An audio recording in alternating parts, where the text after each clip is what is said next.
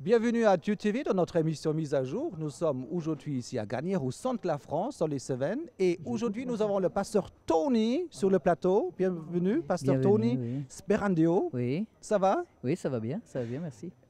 Toute cette semaine, tu es responsable pour les méditations matinales. Oui, c'est cela. Tu aimes bien faire ça? Oui, j'adore apporter la parole de Dieu et apporter la vérité de ce que Dieu dit dans sa parole. Ça te fait quoi quand tu vois le matin ici des gens qui sont mal rasés, des femmes qui sont un petit peu pas coiffées, des petits yeux et tout ça, et tout à coup, il faut ramener la parole de Dieu. C'est encourageant ou... Il n'y a pas de problème, Dieu regarde au cœur. Ah bon? Nous sommes des êtres humains qui regardons l'apparence. C'était le Dieu texte regarde. aussi de ce matin. Hein? Voilà, c'est ça. C'est écrit, Voilà. écrit Eh avec ben, c'est Saul dans et 1 David. Samuel, voilà. Dieu dit à Samuel, Dieu regarde au cœur, ne regarde pas à l'apparence. Donc, s'ils sont rasés ou pas rasés, c'est pas un problème pour moi. Hier matin, tu as donné une révélation divine, dans ce sens, le nom caché de Dieu, et on a enregistré ça. Oui. Dieu a un nom qui est bien caché. Oui. Tu veux voir? On Oui, ne dit oui, pas oui, quel oui. nom. Hein? D'accord. Je vais maintenant, pour la première fois ici à Gagnières, je vais vous révéler le nom sacré de Dieu à travers lequel vous allez pouvoir recevoir toute la puissance et toute l'autorité dont vous avez besoin. Est-ce que vous êtes prêts à recevoir le nom sacré de Dieu? Le nom intime de Dieu. Eh bien, écoutez, vous avez 2 oreilles et une bouche, vous vous souvenez? Alors on écoute 2 fois plus qu'on ne parle.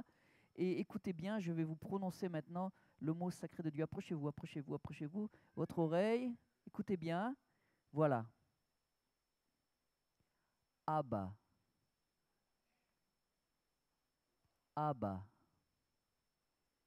Abba. Abba en hébreu, qu'est-ce que ça veut dire? Ça veut dire papa. Papa. Quand tu connais Dieu, créateur du ciel et de la terre, comme ton papa, eh bien, toute puissance et autorité te sont données.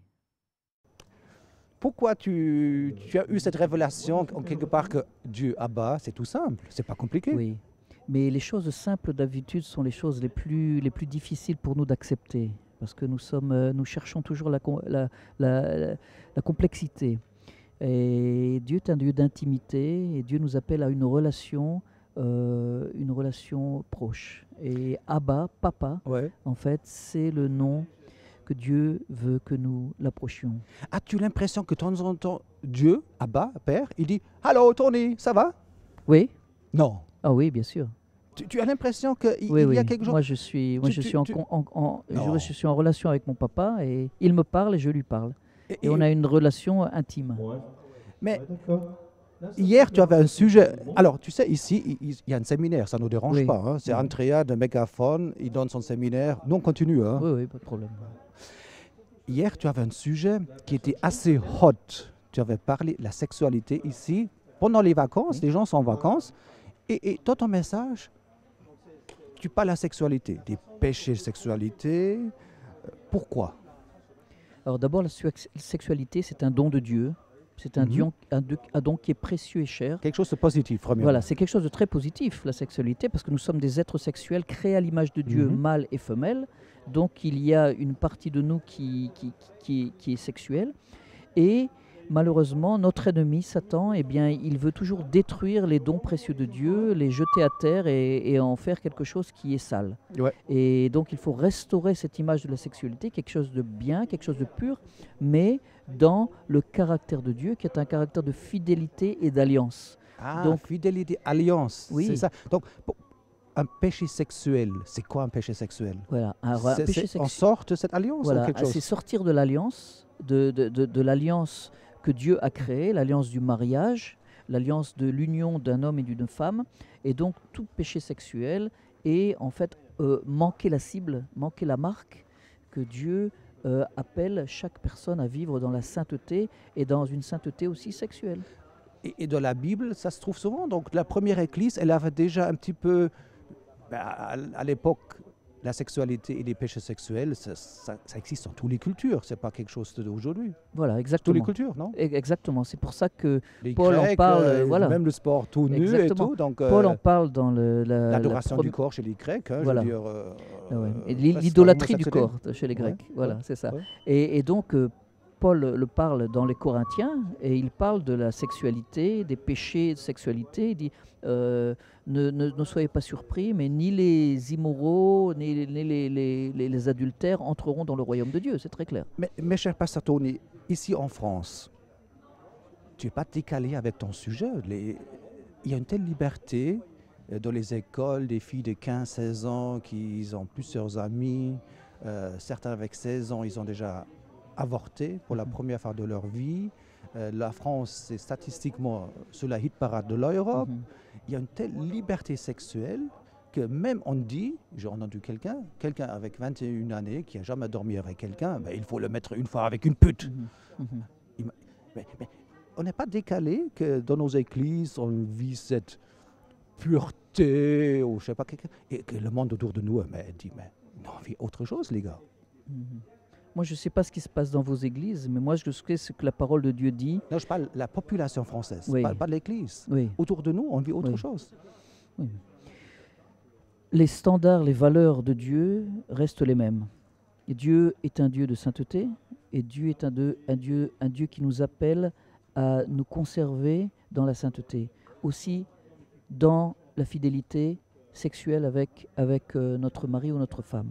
Et donc, la sexualité est un problème qu'il faut aborder. Il ne faut pas avoir peur des tabous. D'accord. Moi, Donc je la parole, considère... il y a 2000 ans, Paul, Voilà. aux Corinthiens, Paul, c'est il actuel parlait- pour les chrétiens aujourd'hui. Exactement. On ne change pas. Exactement, on ne change Ah. pas parce que l'être humain ne change pas. Il ne faut pas adapter à notre culture française.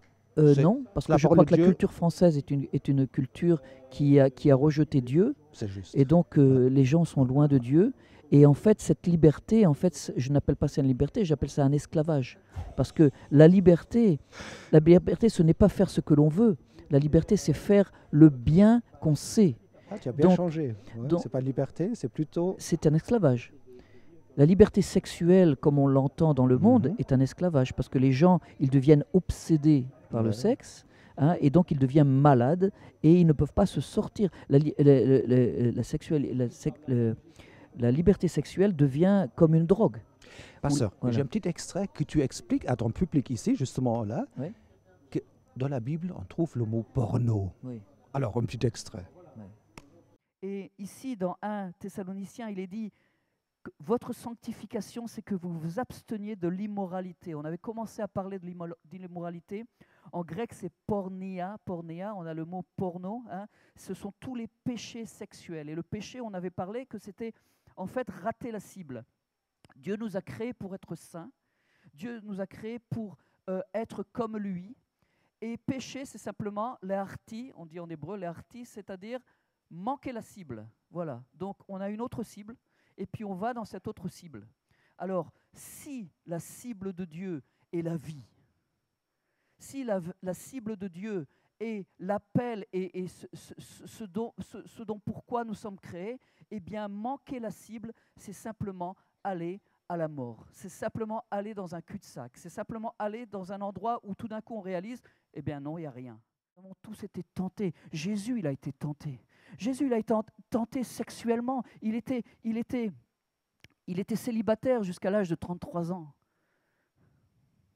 Mais il était sans péché. Non, il n'a pas couché avec Marie-Magdalène.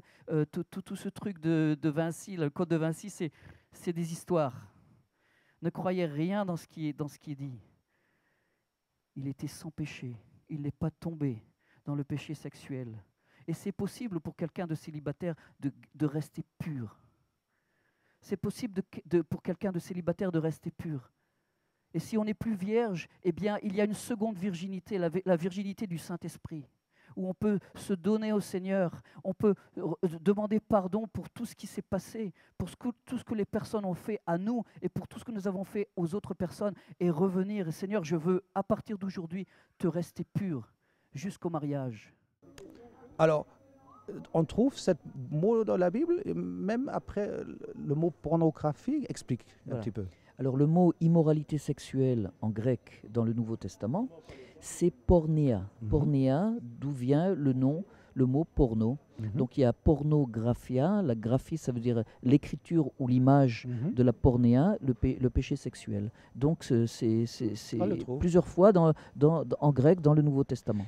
Et Jésus, tu dis aussi, il avait 30, 31, 32, 33 ans de son ministère. Il avait des tentations sexuelles, selon toi? Alors la parole de Dieu dit que Jésus a été tenté en toutes choses, mais sans péché. Alors toute chose, qu'est-ce que ça veut dire? Eh bien il était célibataire. Mais Hein, dans il les était films homme avec et il avait. Maria Magdalena, qu'il avait des enfants, tout ça, c'est du Hollywood? Ça c'est du Hollywood, c'est même plus c'est de la profanation, Blasphème. c'est du blasphème. Blasphème, ouais. Parce que Jésus, en tant que célibataire, être humain, eh bien il a conservé sa pureté sexuelle. Ouais. Voilà. Et cette pureté, tu veux amener dans le peuple de Dieu. Tu as fait un appel, tu as même dit ceux qui ont un problème, qui ont un lien, qui se sont liés, approchez-vous sur ce tapis. Pourquoi tu as fait cet appel? Parce que des fois, il faut faire des choix. Ouais.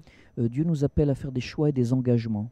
Et c'était un engagement par rapport au Seigneur en choisissant de s'engager dans la sainteté, de renoncer au péché sexuel. Donc il y avait un choix à faire et un engagement. Regarde, j'ai quelques images de D'accord. ton appel justement hier matin.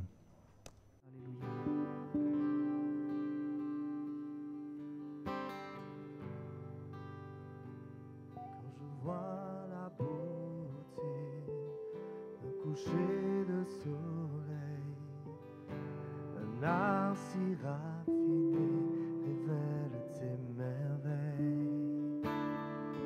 Quand je sens l'immensité du mystère des galaxies, mon cœur est bouleversé par l'amour du Dieu infini.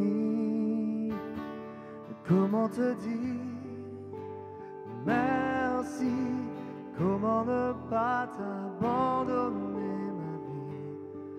Alléluia, Alléluia. Comment t'aimer, te louer, faire de ce jour que tu nous as donné. Alléluia, Alléluia, Alléluia. Quand j'entends l'histoire d'un Dieu plein de gloire, vêtu d'humanité, souffrant à nos côtés. Sur la croix, ils t'ont cloué, elle ne pouvait te garder. Tu es ressuscité, oui, par ta vie, tu as tout changé. Comment te dire, Seigneur, merci? Comment ne pas t'abandonner, ma vie? Alléluia. Tu as vu, le tapis, il était plein. Tu as demandé à Gilbert de remonter avec sa guitare. Et ce moment, c'est important. Il y a quelque chose qui se fait pour Oui. toi? Ou c'est que du show, moi je sais comment faire? Ou il y a effectivement quelque chose qui se passe sur ce tapis? Ah oui, quelque chose se passe vraiment. Dieu intervient, le C'est quoi qui se Saint-Esprit. passe? Eh bien, le Pardon. Saint-Esprit vient et il travaille dans le cœur des gens pour apporter la guérison, le pardon, la délivrance. Effectivement, ça se passe hier. Effectivement, oui, bien sûr. Tu crois ça? Ah oui, oui, moi mais j'ai même des témoignages. Il y a des gens qui ont témoigné, Pas qu'ils mal. ont été délivrés, qui se sont engagés, re-engagés dans le chemin de la sainteté, avec une relation avec Dieu.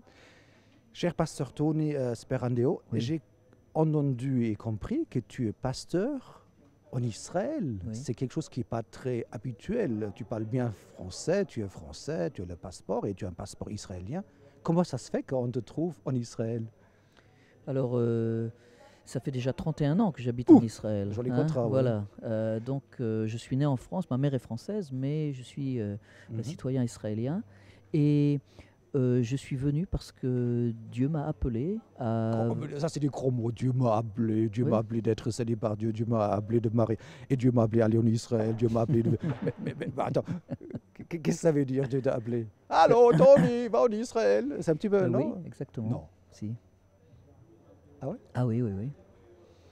Ah oui, exactement. Moi, j'ai entendu la voix du Seigneur qui me disait Oui. va en Israël. Ouais. Et oui, oui.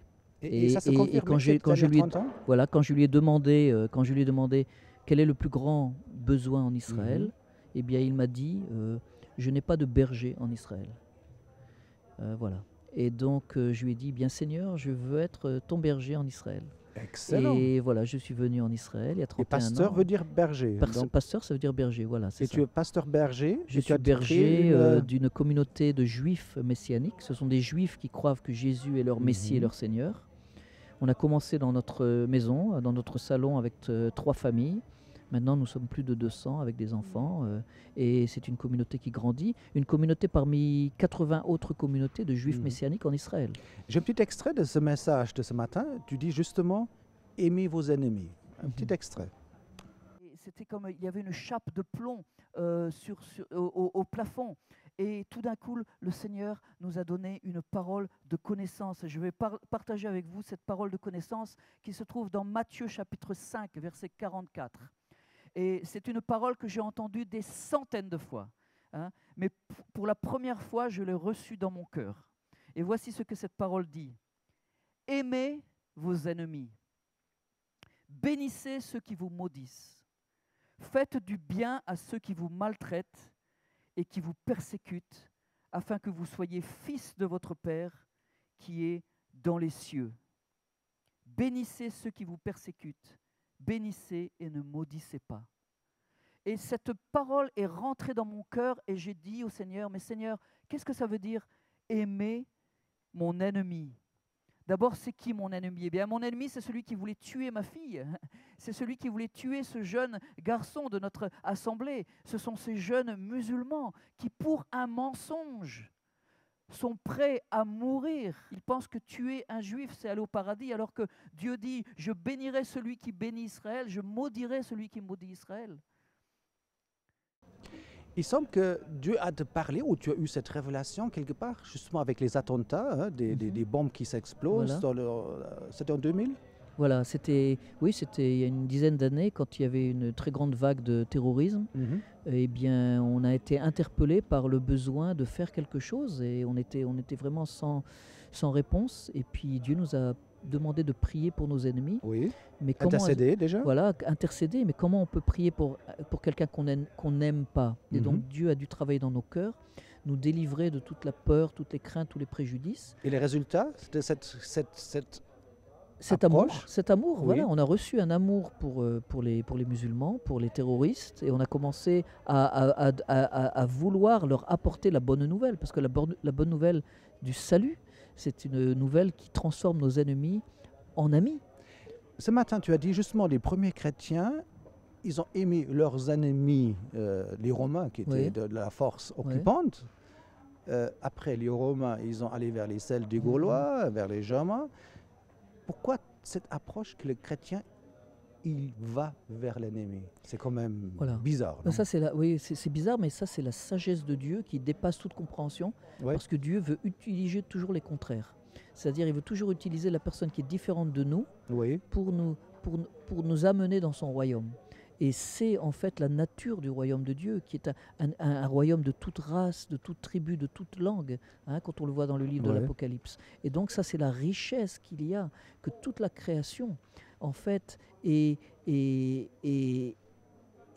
appelée à entrer dans le royaume de Dieu. Donc, dans ton église, vous avez appris, par révélation, par une voix qui est venue en ange, mais vous avez compris dans un certain moment, il faut aller vers les Palestiniens. Voilà, c'est exactement. Vrai? Donc nous avons un amour pour les Palestiniens, nous sommes en très très bonne relation avec des chrétiens arabes palestiniens. Nous avons vraiment l'unité, l'amour, nous participons à beaucoup de projets, que ce soit humanitaires. Et c'est des gens formidables? C'est des gens très très bien, c'est des très bons amis à moi. Voilà. Donc tu as des amis palestiniens et tu habites en Israël? Oui, voilà. Il faut faire attention, non? Non, parce que Ou des le Juifs royaume de t'acceptent Dieu n'a aussi. pas de frontières. Tu n'as pas des menaces que tu es trop proche des Palestiniens Deux fois, de temps en temps, mais c'est bon. de toute façon, nous, On te respecte. La chose la plus importante, c'est d'obéir le Seigneur. Tu es ici à Gagnères avec un festival de musique. Tu as vu ici sur scène, Gilbert et tous les concerts, tout ce qui se passe.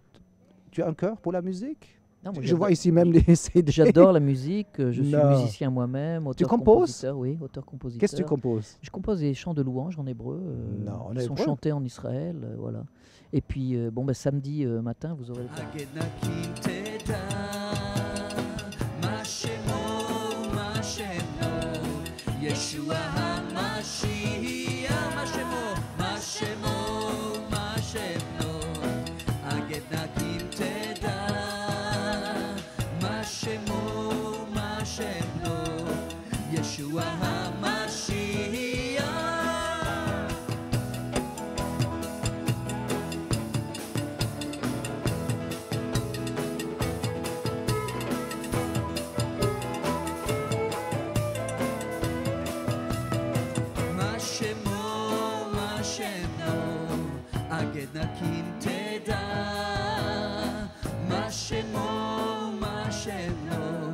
Yeshua HaMashiach, Yeshua HaMashiach, Yeshua HaMashiach.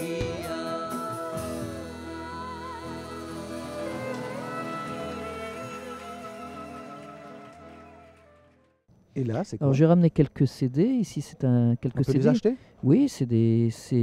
Qu'est-ce qu'on met? On met ton site sur ton adresse, ton site internet, et si quelqu'un veut les commander, voilà, il les commande chez toi, y a pas de avec la poste, il voilà. les reçoit?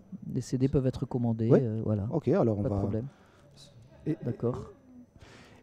Et l'importance de la musique, l'adoration, qu'est-ce que tu as découvert? Alors, l'adoration, c'est la clé pour entrer dans la présence de Dieu. Dieu est assis dans les louanges de son peuple, sur les louanges de son peuple. C'est-à-dire, assis, ça veut dire, il se sent en liberté. Mais pourquoi, toi, en tant que pasteur, la chose qui me choque, mais que je remarque, au lieu de parler d'une guerre spirituelle, comment conquérir la France avec l'évangile, c'est l'adoration, fermer des yeux, alléluia, alléluia, pendant des heures, mais on ne parle pas de guerre spirituelle. Qu'est-ce que tu as à répondre? La guerre spirituelle est aussi accomplie par les armes de la louange et de l'adoration. Parce que dans le psaume, par exemple, le 149, il est dit que la louange, c'est comme une épée à double tranchant. D'accord. Et donc, c'est important de louer le Seigneur et de le mettre, d'élever son nom, parce que Jésus dit, quand vous élevez le nom du Seigneur, il va élever chaque personne à lui. Donc, la guerre spirituelle est aussi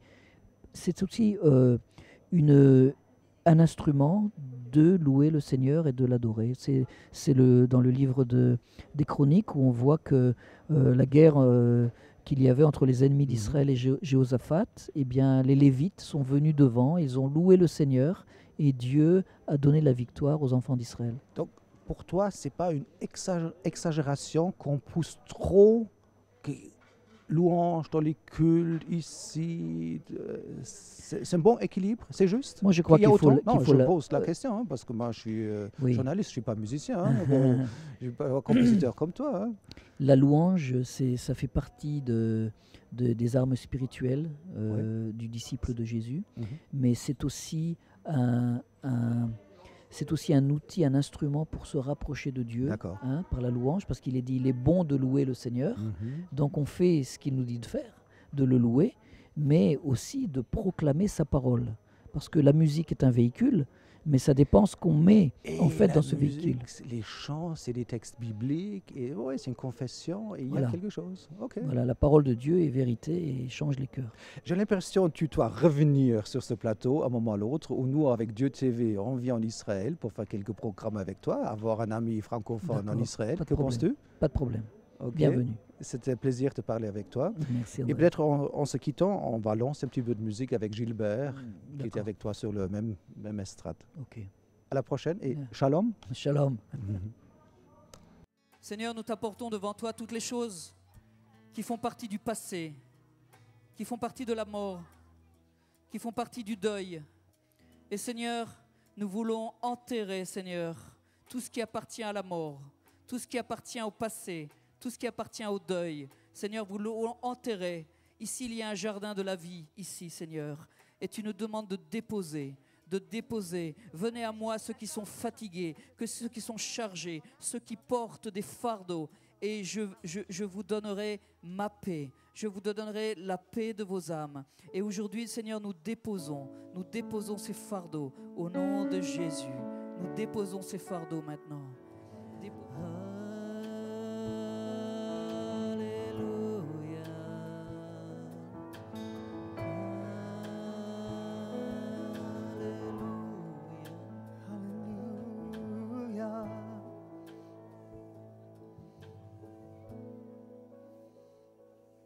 Voilà splendeur du roi, vêtu de majesté.